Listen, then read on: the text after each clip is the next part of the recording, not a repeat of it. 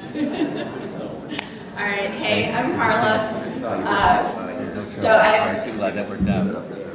just Good to see you. This is Stride Prejudice, It's good. It's very good. and apparently my indie life is largely about bad puns. So it's an endless runner, literally on the text of Stride Prejudice. So if you play in survival mode, oh, and I'm on super fast. Hang on a second. Let's slow that down. So you're getting to see some of the features. Okay. All right. So there we go. So you're literally running on the text. If you're familiar with endless runners, things like Cannibalt and Temple Run, I wanted to see what would happen when you put text into the endless runner. And this is the result, Stride Prejudice. So you can start from the beginning. If you are actually interested in reading the book, you can always start over, or start where you left off. So you can indeed read through the entire book this way. I've done it.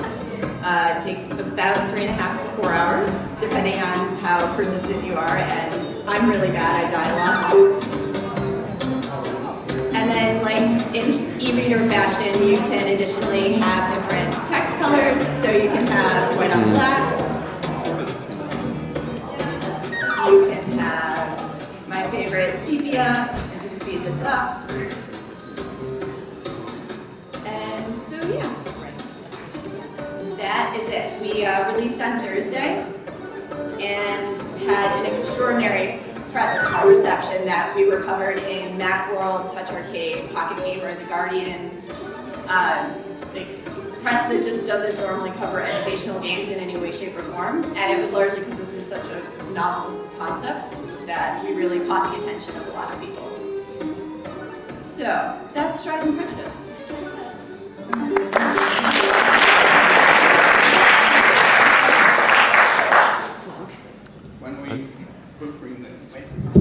Sure.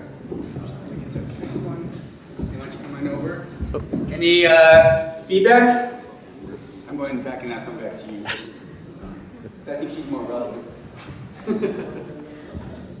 I think it's really cool. I just wondered if you had ideas for extensions, like Easter eggs in there for people to find and ways to slow it down or speed it up. Yeah, so you can slow down the text and speed it up. We ended up deciding, so really the challenge of this is balancing playing a game and reading at the same time. That your brain needs a little bit of time, and it turns out when you're playing an endless runner, your brain wants to go faster. So there's a really strange balance there. We talked a lot about putting in obstacles or bad guys or even like jumping over Mr. Darcy, and we ended up leaning away from a lot of those things, in part because it interrupted the reading experience. And so we really tried to be true to the reading experience in this case.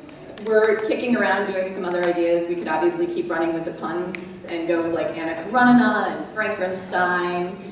I've been thinking about doing an endless stock ticker, because you can go like up and down the price of the stocks and things. So there's a lot of options of what we can play with it.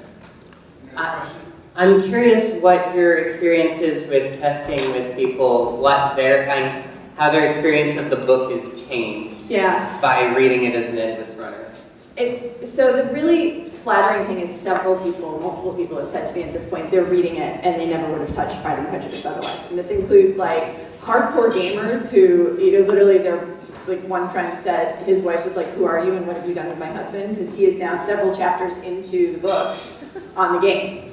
And I've had other friends who have said their like 10 and 12-year-old daughters have gotten into Jane Austen because of this. And so that's been really flattering to have that kind of experience. And over the course of testing, we really did run into this tension of the people who just wanted to put it as fast as they possibly could. And then they're like, "I can't read it, it's blurring, your frame rate is off." And it's like, well, actually, that's your eyeball not able to keep up with the speed of things scrolling. Have you tested for retention? No. And have you tested for beyond 4 chapters? Do people finish the book? So we're just out since Thursday, so we'll see what the analytics continue to look like. So far, there is a group of people who are sticking with it and are playing well past 3 or 4 chapters. It definitely, though, just has a huge sort of pet rock kind of thing. There's a lot of people who are like, that's hilarious. They're happy to like play a couple of chapters and then call it a day. And I'm okay with that in this case. We got one more over here. It's going to be relevant. I just have a question, Carla, Yeah. about licensing. Is this in the public domain, or did you have to seek out the publisher? Nope, this is public domain. Okay. It's the 200th anniversary of Pride and Prejudice this year. So Would you like some lasers? I would love lasers. You want to frame the question or just Guster Magic? Go for it. Guster Magic. So we got again quite a spread from very extreme lows to very extreme highs, Carla. That's pretty consistent with the feedback in general. Thank you. Thank you.